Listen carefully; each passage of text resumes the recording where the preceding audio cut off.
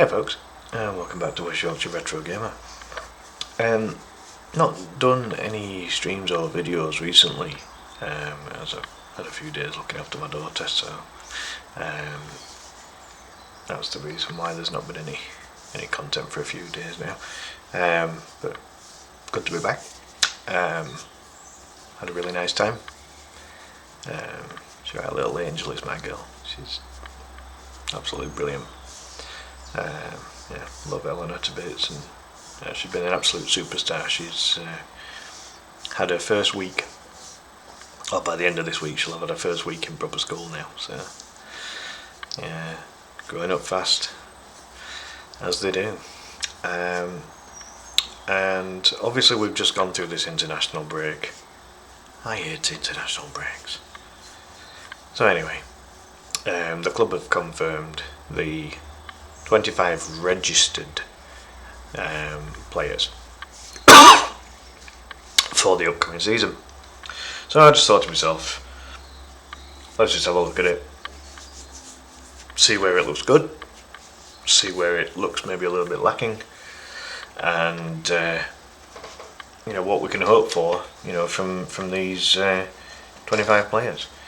Now obviously there are certain rules which mean that you have to have a certain quota of what they class as being homegrown players. This doesn't necessarily mean that they have to be English players or even British, which I find very, very dodgy. I remember a few seasons ago teams like Chelsea and Arsenal had most of their homegrown players being foreigners. That to me just seems so wrong, and is a massive flaw in the rule. For me, a homegrown player is a player who, at the very least, is British, and ideally English. So I do find the rule very strange. But hey, that's not what this video is about. We could do a whole video on that kind of thing, couldn't we? So, the players that have made the cut, I'll just go through them one by one and what I think they will be able to do this season and the role that they'll have in the squad. Ironically, the players have had to disclose all of their middle names as well, which is, there's one or two interesting ones in there, and the asterisk constitutes a homegrown player. My opinion on the homegrown rule is very stupid, in my opinion. But hey. So it's obviously an alphabetical order. So starting with Brendan Aronson, played as a 10 in a 4-2-3-1 last season. This season is being used as more of a wide player. Predominantly a right winger. I don't think that Brendan will have a primary role to play in the squad. Certainly from a first 11 point of view, I think that there are other wingers that are ahead of Brendan at the moment. But I do remember that when we first signed Brendan, he looked reasonably promising on the right hand side. Not that they had a terrible season playing as a 10 last season, but I think maybe out wide might actually be a better position for him. But if truth be told, I would say that Brendan is down the pecking order, shall we say. Not a bad player. There's a player in there, but his qualities need to be enhanced, and his weaknesses need to be improved. So I think that Brendan will have more of a subs bench role to play this season, whereas when he first joined, he was played quite a bit in the first 11, wasn't he? Moving on to Ethan Ampadu, he's club captain, and when fit, he is most likely to play. He does provide an extremely good leadership quality that not many of the players in the current squad have. He's been made captain for a reason. Big shoes to fill after Liam Cooper was our last captain in the Premier League, and Coop's strength was his leadership. Both on and off the pitch, and I think that Ethan Ampadu is of a similar mould in that regard. And still relatively young for a captain as well. Let's not forget that he's only in his mid-20s. So it's his presence will be important. Whether I would play Ethan every week remains to be seen. But as club captain, there's absolutely no doubt in his leadership quality. I think he's proving to be a very good captain. Yakabiol, the first of the new, well, alphabetically the first of the 10 new signings made this season. Looks an absolute unit physically, but hasn't had much of a look in yet. Very hard to judge, how good he will be this season due to the fairly decent form of Pascal Struijk and Joe Rodon. But yeah, Yaka was bought for about 16-17 million pounds, something like that, and one of our bigger outlays in the 103 million that we spent, there or thereabouts. So, it will remain to be seen as to how good a player Yaka can be for Leeds. Moving on to Jayden Bogle, who is the second of the homegrown players, with Ethan being the first. Jayden started very well. Looks very effective on the right hand side. Looks to have even improved his defensive capability, which is vitally important for a right back.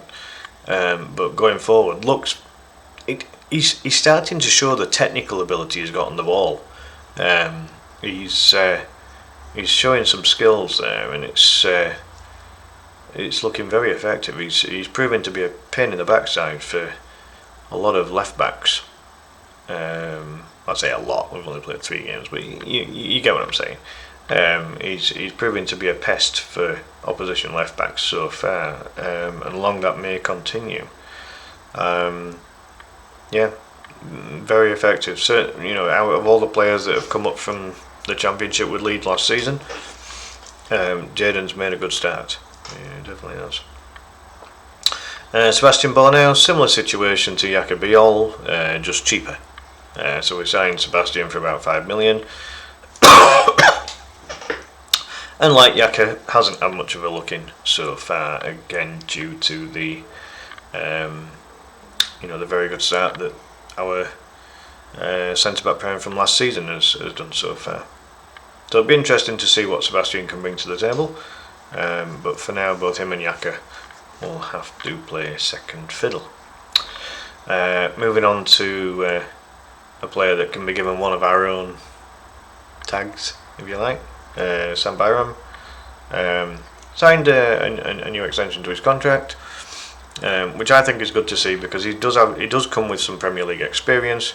Has worked with Daniel Farke, the manager, for quite a bit of his career now, and as I say, came through the Leeds academy, knows what the club's about, knows what it is to play for Leeds, and he's still a solid player.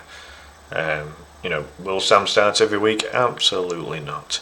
He's actually possibly the oldest player on the list as well now. As we go through the list, I'll be able to tell you that at the end, but I'm fairly certain Sam Byram is certainly the oldest outfielder. He's the oldest outfielder now. I think Sam's maybe 30, 31 now.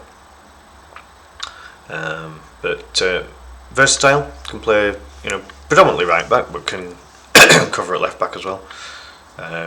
So useful player to have in the squad. And again, ticks the one of his own. That to me is homegrown, right? He weren't born in Yorkshire, wasn't Sam Byram actually? But he does come with one of his own tag. He came through the academy, and that for me, that's proper homegrown, not all these daft rules of making foreigners homegrown.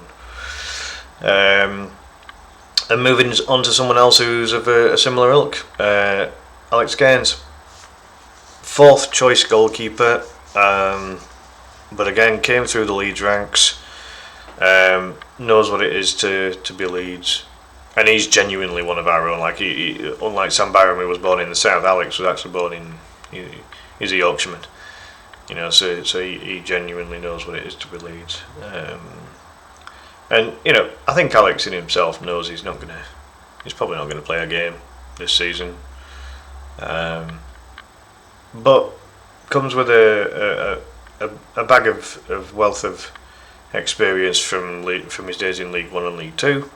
So he's not just someone that's been a backup goalkeeper all of his career, like some goalkeepers end up being.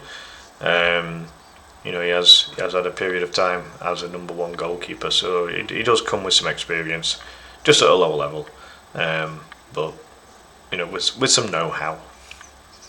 So you get, and he's apparently very, very good in the dressing room. Bit of a joker, someone that can lighten up the mood if we're going through a tough time. You can rely on someone like Alex Gaines to just put some smiles on faces again, and but a good professional as well. From what I can tell, and good to have Alex in the squad. From that regard at least. Dominic Calvert-Lewin. Signed on a free transfer after his contract at Everton ran out. Scored about roughly 50 goals in 250 appearances, there or thereabouts, throughout his time at Everton. He's not a prolific goal scorer, for a number 9 striker. You can tell that he's got a number 9 instinct in terms of his positioning and as I say, getting into those right positions and being in the right place at the right time to try and get onto the end of crosses and things like that. And the fact that we're signing him on a free transfer obviously means that despite him being on what will likely be a very high wage, we've not had to pay a transfer fee for him. So only time will tell. From the brief time that he has played in a Leeds shirt so far, that there are certain qualities there, you can tell. But whether he can be that lead number 9 that gets you a hatful of goals remains to be seen. Very much like in the mould of Patrick Bamford,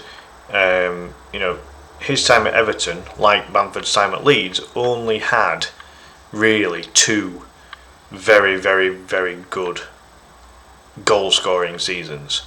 The rest of the seasons were very hit and miss, partially because of injury and just partially because of bad form or whatever. And like Bamford, he had 2 very, very good seasons with Leeds United in terms of scoring goals. But again, partially due to injury, the rest of the seasons just didn't work out. So again, remains to be seen as to what we're going to get from Dom, but hopefully, if he is given game time and if he can just get that fitness up somehow, and the sharpness, the match sharpness, that it becomes second nature to him to be in a certain position at a certain time and then get that accuracy going with getting those shots on target. You've got to make the opposition goalkeeper work. As a lead number 9, you've got to make the opposition goalkeeper earn his match day wage. And if you don't do, then you're not doing your own job properly.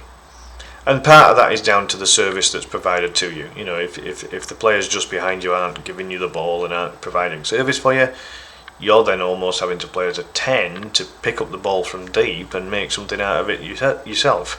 That's not really the role of a lead number 9. Lead number 9 leads that line and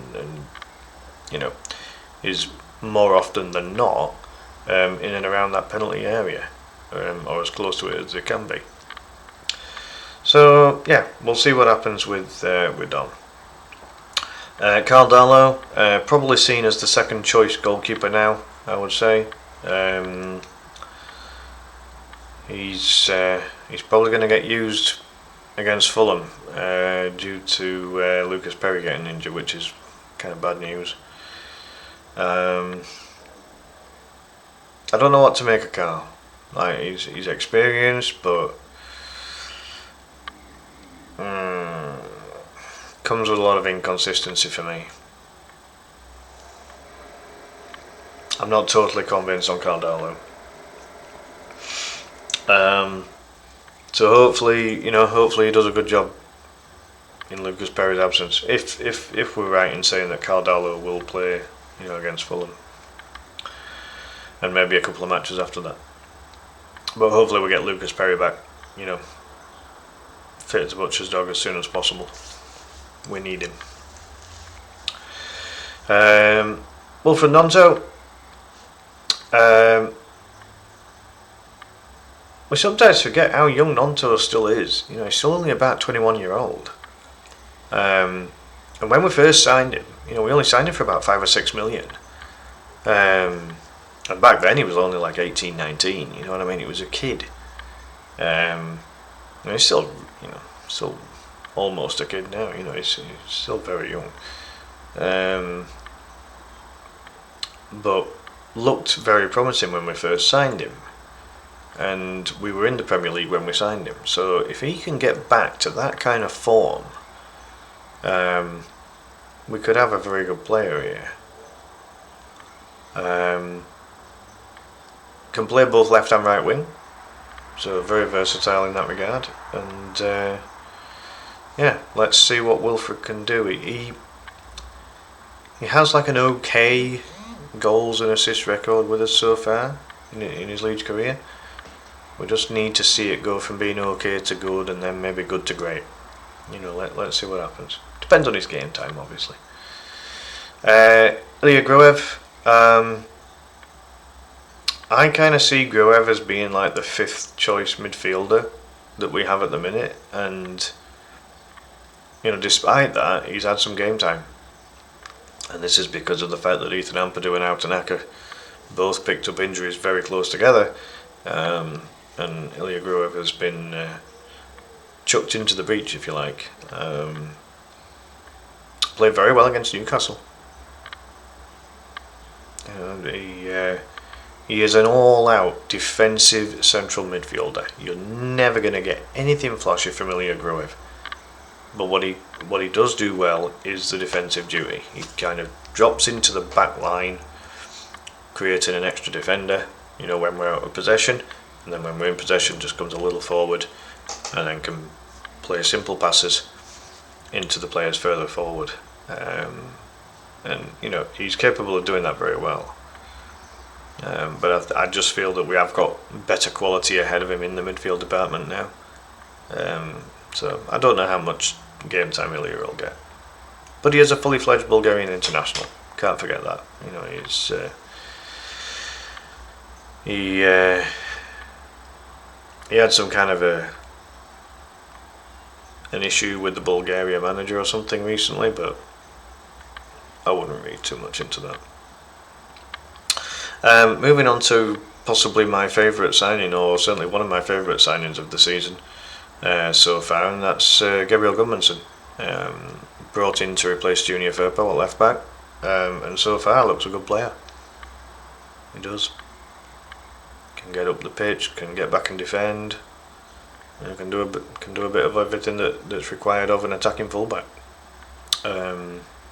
I wouldn't say that he's quite as attackingly progressive as Junior Firpo was, but that'll come. And bearing in mind that this is a higher level that we're playing at, but the signs are good for Gudmundsson so far, and signed for about 10 or 11 million. Looks a snip. Looks an absolute bargain, for the price. Fully fledged Sweden international, and hopefully Gabby is fit for the match against Fulham. Good player. Moving on to Jack Harrison, another one that's got the homegrown status, and he is English, but did spend a lot of time in America when he was younger. So again, make of all that what you want to. In terms of Jack's position in the squad, likely to be a backup, but he does bring versatility in the sense that he can play both left and right, and he can also deputise at fullback if required.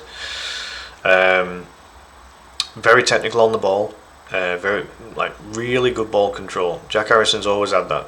Ever since he joined Leeds, he's demonstrated that, on the ball, a bit like some of the signs that Jayden Bogle's shown so far. When in possession of the ball, very, very technically gifted, very, very good in that regard. The one major thing that Jack Harrison needs to improve on is his distribution. The crosses into the box need to be vastly improved, and the set piece taken as well. If you can improve that, and you'd think that would be something that could be quite easily improved, just with practice and training. Then Jack could actually have a more valuable position in the squad than what is currently being, suggested, with the fact that we signed Noah Okafor. And on the flip side of everything as well, Jack's currently still trying to win the fans back. But if I am to kind of give any kind of praise to Jack Harrison so far, he seems to have integrated into the squad very well.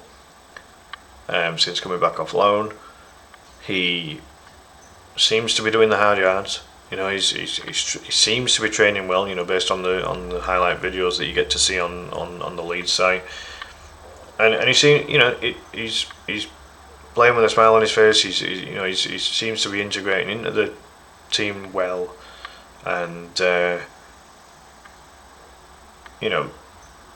like the Leeds fans expect of any player that comes into the squad, if they are seen to be giving it their all, the fans will get back on side.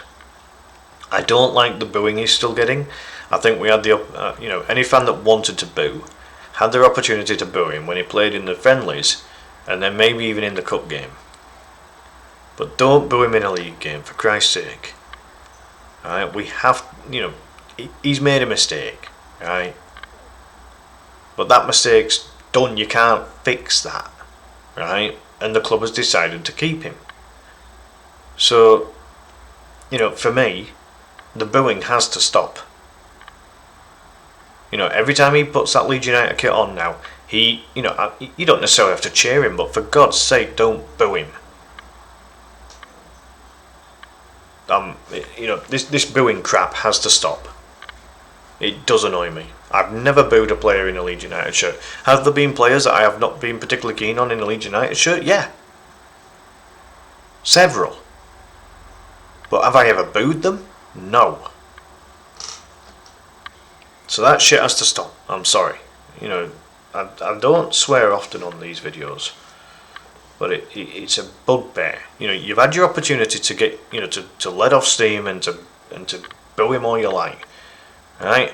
But don't do it in a league match, for God's sake. If he comes on and plays for Leeds in a Premier League match, you've got to get behind him. If you want to see the best of Jack Harrison, then support the fella. Don't boo him. Anyway, rant over. So yeah, the thing for Jack is to improve his accuracy on his crossing and his set pieces, but in terms of his ball control, he's still got that. He hasn't lost that, and you can tell when he's in possession. Moving on to another winger now, Dan James. Got pace to burn as always. You can't teach pace, and he's got it in abundance. Has struggled in terms of his G&A output so far. Doesn't look as effective in the Premier League as he did in the Championship, but again, that could come in time. Still early days in the Premier League, but we need to make use of that pace. That pace could cause absolute havoc for opposition defences. We've just got to unlock, it's got to be unlocked in terms of, getting him behind the defence and if we can give him the service, he'll outpace every defender in this league. Just get the right ball over the top, get it into Dan's feet, and boom, away he goes. or allow him to get possession near the halfway line and let him bomb past these players. He can do it. He's capable. But we need to see more from him. He has struggled this season so far. But again, very early on, so I'm not going to be too critical just yet. Moving on to James Justin, kind of like a younger, more expensive Sam Byram, really. Versatile fullback, can play both left and right side. Signed for 8 million, which might be a little steep. The add-ons would potentially take it to 10 million, which would be quite steep for someone that might be seen as maybe seen as a backup fullback, if you like. If we're assuming that Bogle and Gudmundsson are going to be the first choice fullbacks, with Byram and Justin being the backups, it's a lot of money for a backup. But we'll see. He comes with experience and versatility, and I think that's why they signed him. So and he's only played a smattering of minutes for Leeds so far, so it's very hard to judge James Justin on what he's done so far. Moving on to Sean Longstaff, central midfield, and looks decent. He had a fantastic game against Newcastle, just bossing that midfield, and he's coming up against his former teammates from last season, so he might have had a slight advantage of knowing their game and what they are capable of, and vice versa. They know Sean inside out as well, and made for a good battle. But I mean, Sean just stood up to the task really well, and whether it remains to be seen as to whether Sean Longstaff will be a regular starter or someone that comes off the bench or whatever. But the early signs are pretty good. Signed for about 12 million, could rise to about 15, I believe, with the add-ons. But I think it looks a savvy buy. Bags of experience at Premier League level. We've got to remember that, and that will be that'll be important. Moving on to Elimelier. I'll be honest, when we signed Lucas Perry, I didn't expect Ilan to still be in the club. I really didn't. But they have registered him. But he has had his number 1 shirt taken. He's moved on to shirt 16, I think now. And obviously, because of the injury to Lucas Perry, maybe not a bad thing that we've still got Ilan in that regard. But Elimelier is of an age where he, for a goalkeeper, needs to start playing some games, and he's basically 3rd/4th choice goalkeeper now, isn't he? I'm assuming they still see Ilan ahead of Alex, and that may well be the case, but I think they see Carl ahead of Ilan. So we'll see. As I say, it was a surprise that we didn't sell him in the end. I still think there's a good goalkeeper in Elimelier, and I do still stand by the fact, and this was the opinion of Adam Pope, the BBC Radio Leeds commentator as well, that Elimelier will represent the France international team at some point in his career. Just unfortunate that it won't be at Leeds, I don't think. But I think there's a goalkeeper good enough, for that. I really do. And he just needs to have the mistakes coached out of him. If he can find the right coach for him, I think he thrives. But I think it is coachable. In terms of the concentration and the there's a good shot stopper there. He's proved it before. But he needs to cut out the silly mistakes. And it's not like he's done loads, right? He's done. It's just that when he has made a mistake, it's been heavily highlighted. And that's always going to be a difficult thing for a goalkeeper. But yeah, we'll see what happens. But yeah, Elimelier effectively became the 25th player registered in the squad once the transfer window shut. Moving on to Lucas Mecha, who was the first player that we signed out of the 10 in the summer transfer window. Plays as a striker. has the homegrown moniker due to coming through at Manchester City, but effectively has actually been capped for Germany.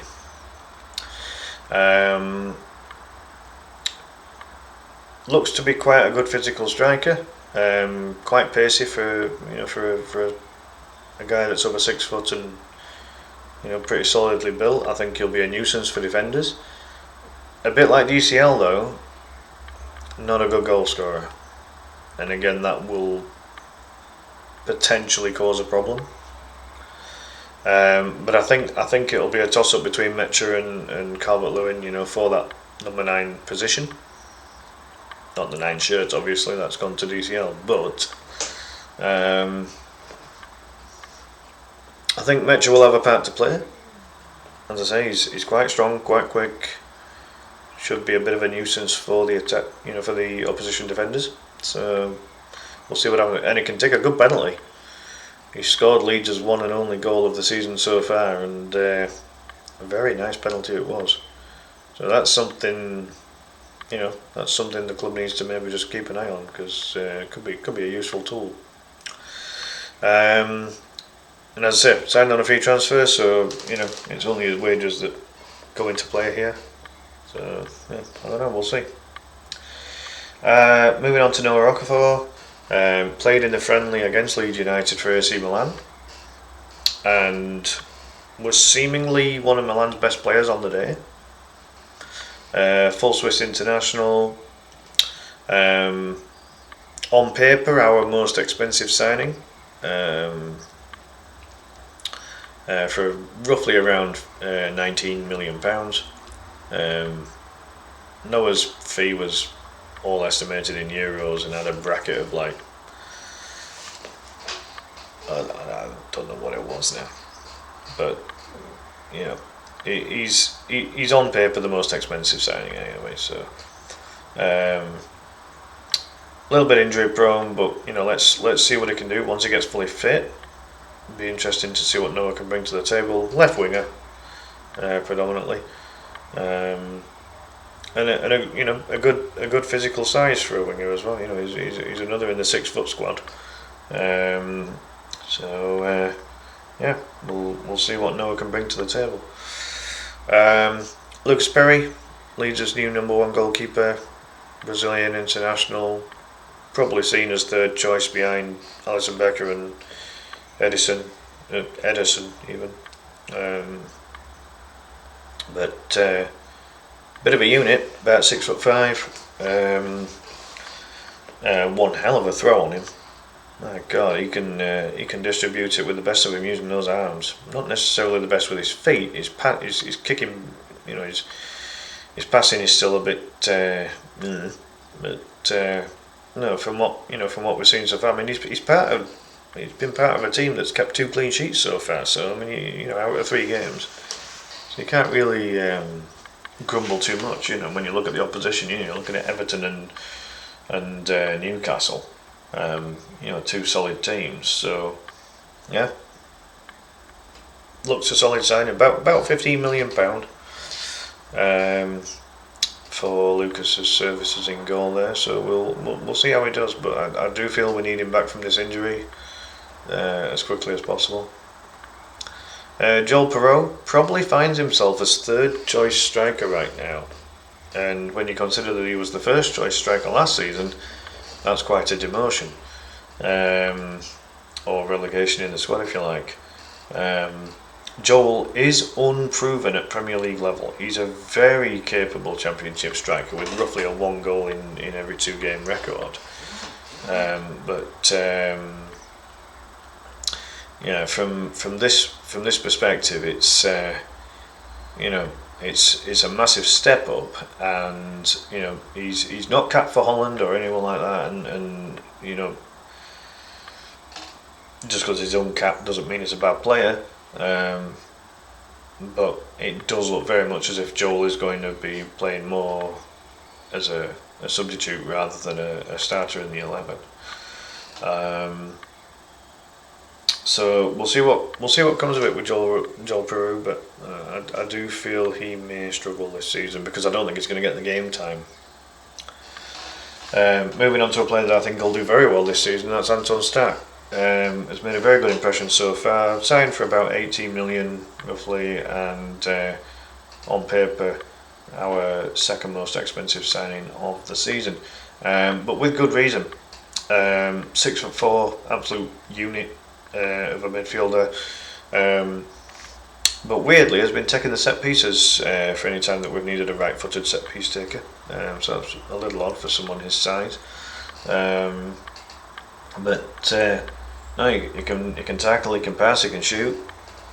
Seems to have a bit of everything, does Anton Stark, and definitely the type of player that could be a fan favourite at the club. So yeah, good signing, I think. Pascal Strout. It's funny to think how long Pascal's been at the club now.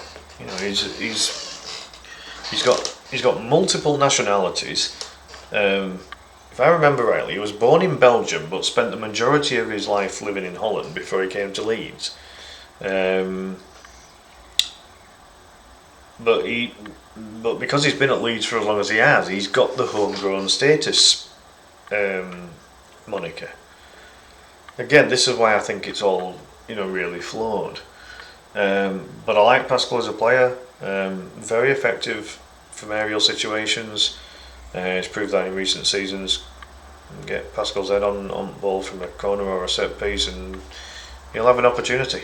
And he has played in the Premier League with Leeds before, so he's a good player, good defender, I think, and he's the club's vice captain. So we can't forget that either. He's struggled a little bit with injuries over the last couple of seasons, but hopefully can stay fully fit, and has done all right so far this season. Again, he's been part of a defence that has kept 2 clean sheets out of 3 matches. So really can't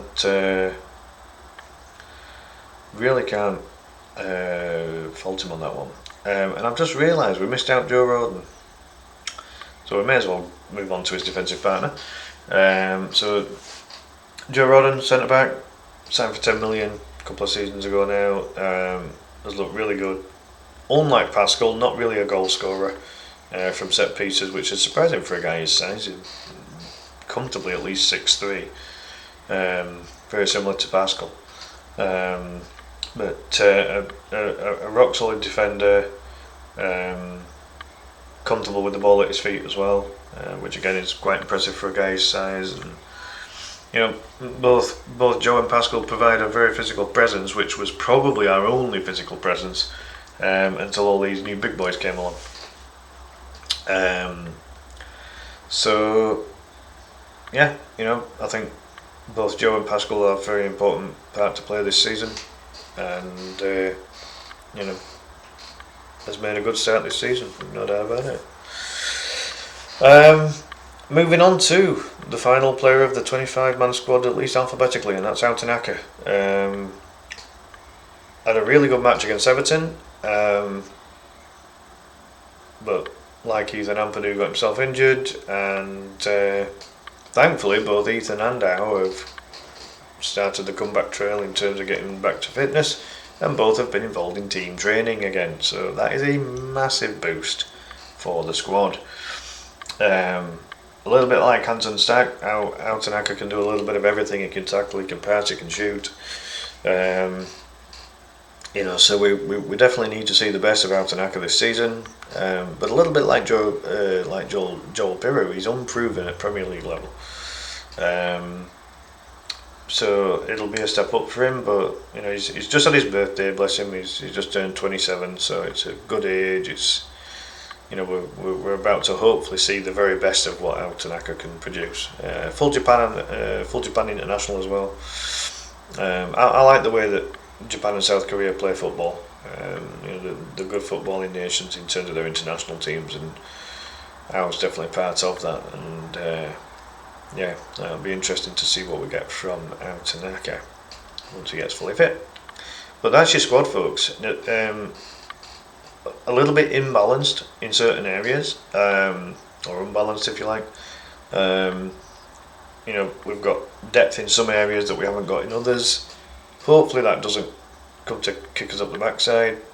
I would be very hopeful that this squad is good enough to, to probably get 10 wins, 10 draws, 40 points, and 17th place.